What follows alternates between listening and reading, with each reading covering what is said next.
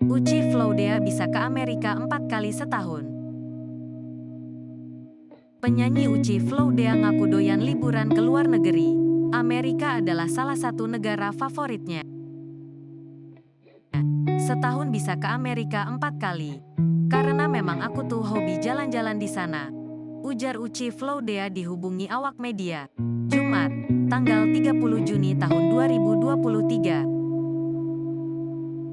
Saat berlibur ke Amerika Serikat, tepatnya di San Francisco. Lewat sosial medianya, Uci Flaudea membagikan beberapa potret liburan mewahnya itu. Jalan-jalan aja kan hobinya jalan-jalan karena udah kerja bertahun-tahun sekarang waktunya menikmati hidup, kata Uci. Iya, sibuk belakangan.